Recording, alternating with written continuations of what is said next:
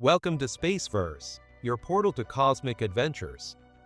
For generations, humanity has lifted its eyes to the night sky, waiting, listening, hoping. We stared into the endless dark and wondered if somewhere, beyond the reach of our fragile world, another mind might be doing the same. We built machines of glass and metal, telescopes, satellites, vessels of pure ambition, and sent them into the heavens to become our eyes and ears among the stars. Through them, we searched the infinite, chasing faint whispers of light that had traveled millions of years just to reach us. We listened to the static between worlds, decoding patterns, chasing signals that might prove the universe was not silent after all. Every flicker, every anomaly, every mysterious burst of energy became a story, a possibility that maybe, just maybe, we were not alone.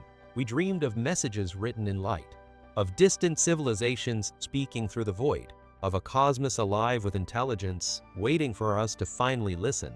And then it happened, not in the way we expected, not as a distant voice calling from the edge of the galaxy, but it as something else, something crossing into our own backyard. The signal came, but not from some far-flung galaxy, nor from an ancient civilization hidden among the stars. It came from something much closer, a traveler not born of our world, yet moving silently through our cosmic neighborhood. An interstellar wanderer, its origin unknown, its purpose unimaginable. It glided through the void with a grace that mocked our understanding of physics, a visitor from the deep between suns. At first, we thought it was a comet, a harmless piece of ice and rock wandering through our solar system, another curiosity for astronomers to name and forget. But then it began to shine. Its glow pulsed in steady rhythm, not random, not natural, a heartbeat of emerald light that rippled through the darkness like a message written in energy. 3 brilliant points flared from within its halo, like unblinking eyes gazing across the gulf of space. And that's when we realized this was no ordinary object. It was watching, it was listening, it was speaking. We called it Three-Eye Atlas, a name born from and fear alike. And from that moment on, the universe was no longer silent. At first, it was just a curiosity, an emerald glowing object that defied every rule of cometary behavior. Its light pulsed rhythmically, like a heartbeat from the deep. Astronomers were baffled. The more they looked, the stranger it became. Then came the revelation that changed everything. Atlas wasn't just glowing, it was broadcasting. Instruments across Earth picked up its signal, precise, directed bursts of energy aimed not at us, but at Mars. And soon after, Mars answered. For the first time in human history, 2 worlds, one born beyond our solar system and one long thought dead, were speaking to each other. It began quietly. Atlas's strange green glow began to pulse in perfect rhythm, brightening and fading every 173 minutes. Too steady, too exact. Far too intentional to be a product of chance. But then one pulse broke the pattern. It sharpened, condensed, and transformed into a focused beam of emerald light, a single deliberate signal that cut across the void and struck Mars. Moments later, orbiters circling the red planet recorded a surge of radiation erupting across its thin atmosphere, painting the Martian sky in shimmering hues of green. Scientists were cautious at first. They called it a coincidence, an alignment of cosmic timing, nothing more. But then it happened again. The same interval, the same direction, the same power. The evidence was undeniable.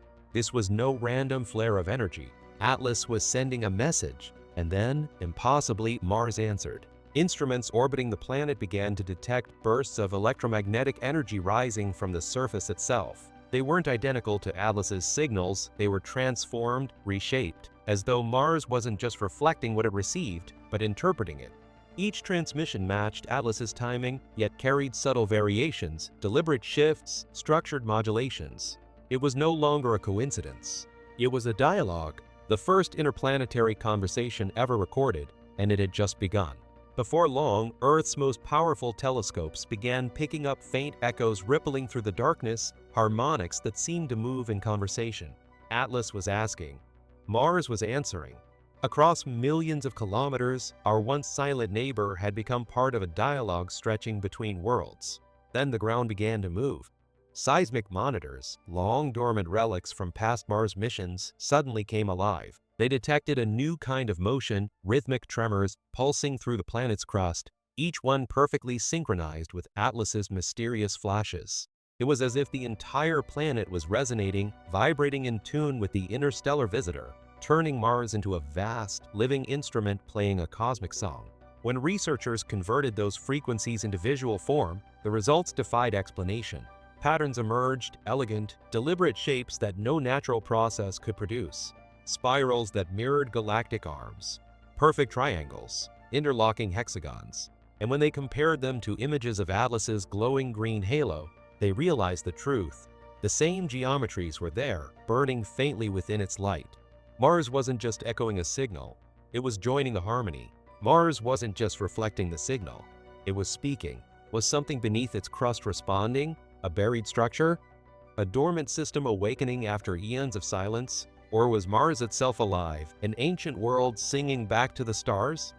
Whatever the answer, one truth was undeniable: Mars was awake. And then Earth began to feel it. Our telescopes picked up faint echoes, patterns identical to the Martian response, embedded in the static of deep space. Researchers published the data online, until their posts vanished without explanation. Governments said nothing. NASA remained silent. But the evidence spread. The conversation between Atlas and Mars was no longer secret. Humanity was listening in on a dialogue not meant for us, one that was still unfolding. Soon, even Mars moons joined the exchange. Phobos began reflecting the pulses in perfect sync, like a relay station. Deimos flickered with emerald light, flashing across the void. The entire Martian system had awakened. Then, one by one, the rovers went dark, their final transmissions filled with strange green static, except for one, which sent a burst of binary code repeating prime numbers, identical to Atlas's signal. They hadn't simply failed, they'd joined the pattern. And then, something incredible happened. From the deserts of Chile to the skies of Australia, telescopes caught the same repeating frequencies: Atlas, Mars, and now Earth, all humming in harmony. The dialogue had reached us. The skies over Mars began to shimmer, vast spirals and hexagonal grids glowing in the thin atmosphere, perfectly aligned with each transmission. They weren't random. They were mathematical, universal, ratios found in nature, art, even human architecture. Atlas wasn't just speaking to Mars anymore, it was speaking to us. And as the pulses grew stronger, as Mars' heartbeat grew louder, one realization echoed through every observatory, every lab, every sleepless mind watching the stars. Whatever message Atlas sent, Mars understood. And now, the reply is on its way. The glow was never steady. It pulsed in perfect rhythm with Atlas's transmissions, each burst of energy painting a new streak of emerald fire across Mars' sky. For hours, the red planet shimmered beneath a veil of green light, as if wrapped in the visible heartbeat of an alien connection. Skeptics called it atmospheric ionization, but not everyone accepted the official explanation.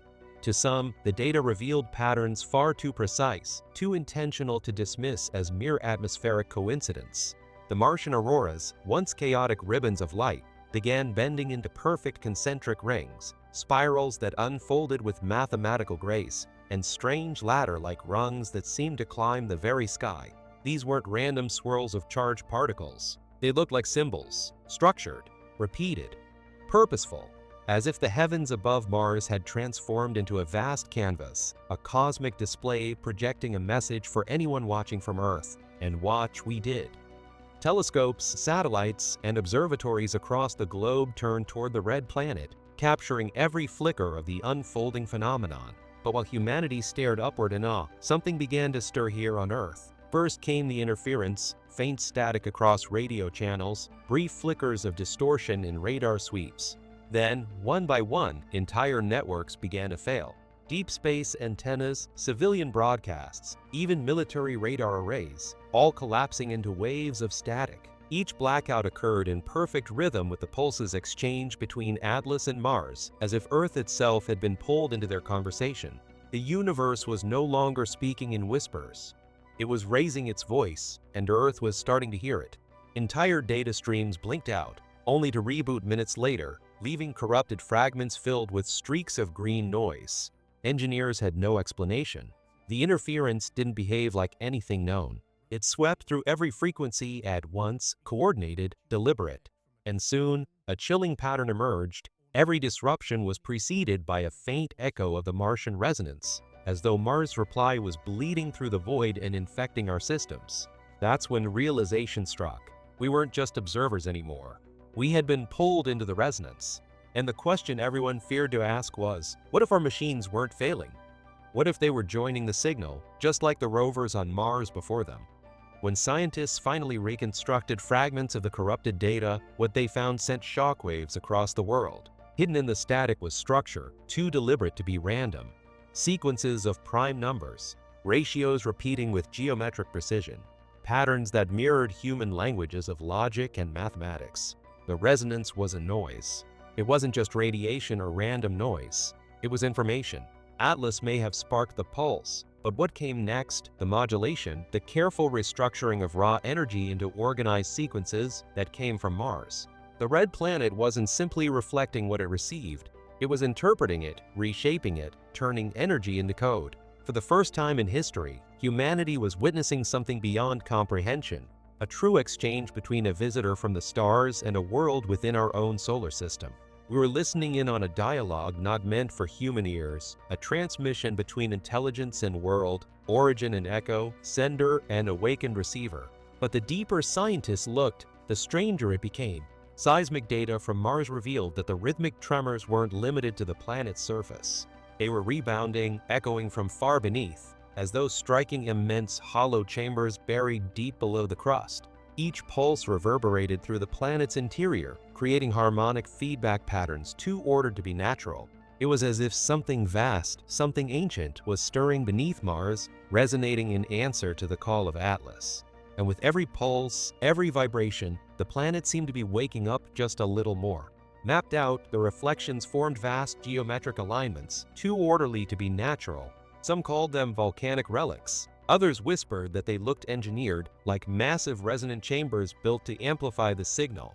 The implication was chilling. Mars hadn't simply joined the dialogue. It had been designed for it. A world once thought barren was revealing itself as an instrument tuned to awaken when the right frequency called across the stars. And now that call had come. Meanwhile, Phobos, Mars' doomed moon, began to act strangely. Its orbit, once slowly decaying, shifted in sync with the pulses. Faint fissures of emerald light traced across its surface like glowing veins. Some said it was stress fracturing. Others called it activation, as though Phobos itself had awakened, responding to the same signal now coursing through Mars. The idea spread. Maybe Phobos had never been just a rock. Maybe it was part of the system, a mechanism waiting for this moment. While scientists struggled to keep up, Earth began to change. In deserts and oceans, on mountaintops and city skylines, faint green auroras appeared, far from the poles, pulsing with the same rhythm as Atlas's signal. Amateur radio operators recorded bursts of static filled with hauntingly melodic tones, like the whisper of a cosmic choir. For the first time, we weren't merely watching Mars transform. We were feeling its resonance spread to us. The dialogue had spilled across the void, pulling Earth into its rhythm.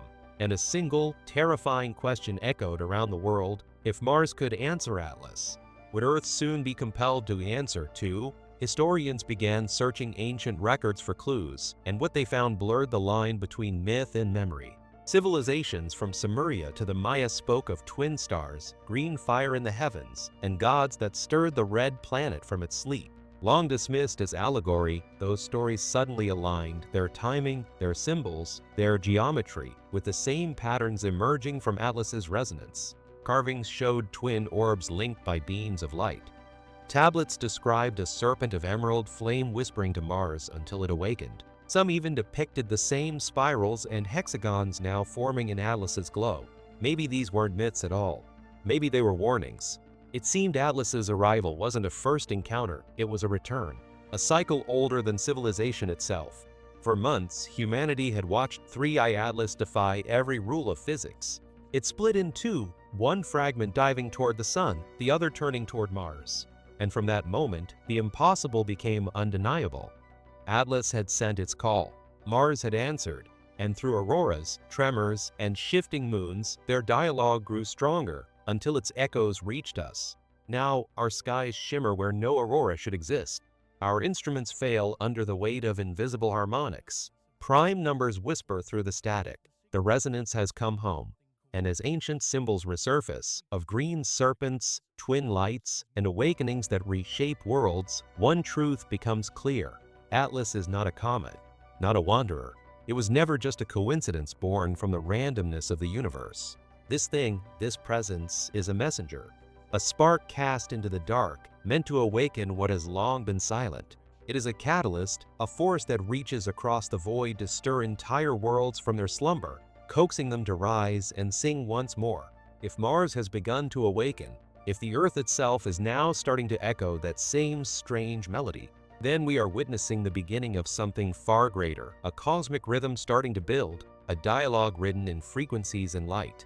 Atlas was the first to speak, sending its mysterious signal into the stars. Mars responded, as if remembering an ancient harmony.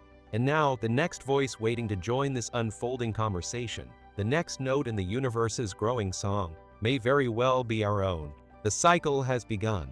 Across the endless expanse, something ancient has stirred, a whisper carried on the tides of cosmic waves, echoing through the silence between stars. It calls to every world, every watcher, every curious soul daring to look up and listen. This is Spaceverse, where every signal, every flicker of light carries a story waiting to be heard, a story of discovery, of mystery, of the thin line between what we know and what still waits beyond the dark. Here, the universe doesn't just exist, it speaks, and we are the ones who listen.